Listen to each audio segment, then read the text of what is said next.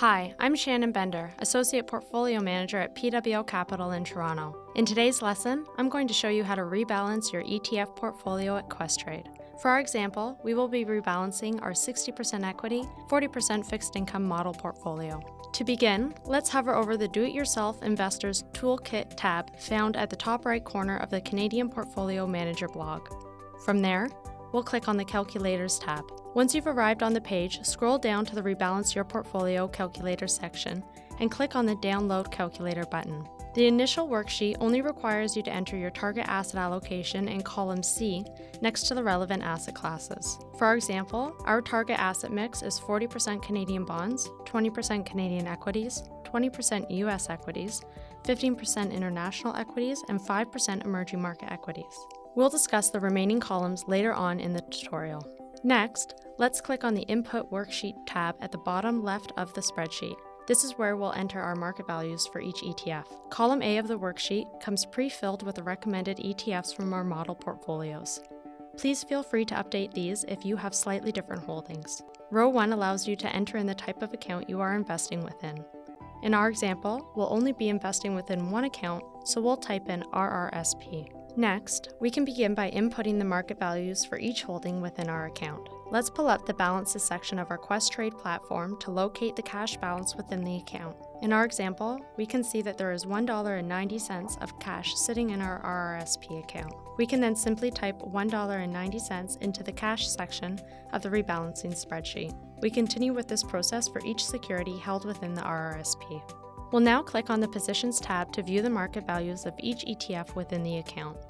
In our example, you can see that we hold VCN, XEC, XEF, XUU, and ZAG. Returning to the spreadsheet, simply type in the market value for each corresponding security.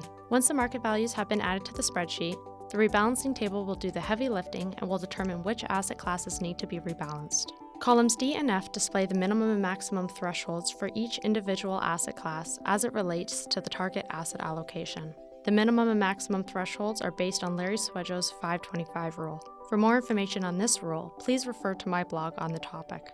To begin, let's review the Actual column.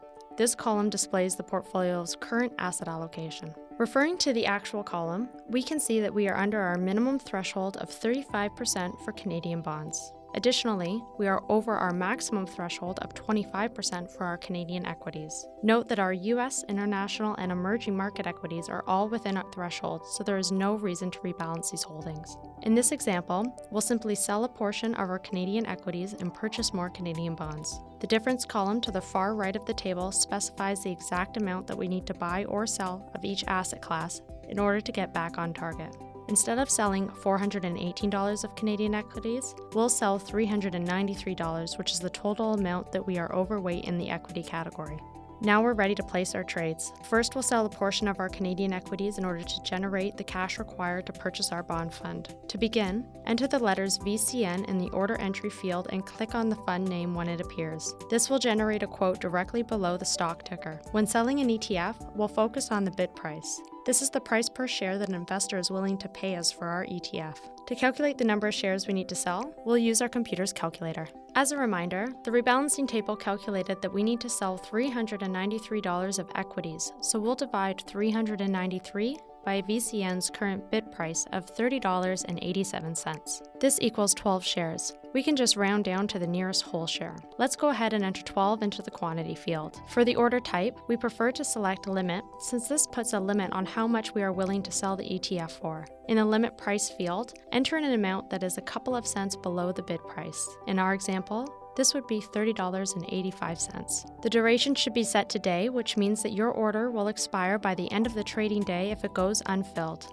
Also, please ensure that you are trading in the correct account, which is the RRSP in our case. Once all fields have been completed, click on the red Sell button and an order confirmation box will appear. Once you've had a chance to review the order details, you can click on the green Send Order button. When the order has been filled, you'll receive a confirmation at the bottom right-hand corner of the screen. Let's close this notification and click on the Balances tab at the top left of the page. We can now see that our cash balance matches the amount that we would expect from the sale of 12 shares details of VCN. We're now ready to place our final trade and purchase ZAG. Let's click on the Positions tab and enter ZAG in the Order Entry search field and click on the fund name when it appears. Since we're buying this ETF, we'll enter in the full cash balance of $367.23 and divide this amount by the current ask price of $15.61. This equals about 23 shares. Let's go ahead and enter 23 into the quantity field. We'll enter a limit price of $15.63, which is a couple of cents above ZAG's current ask price,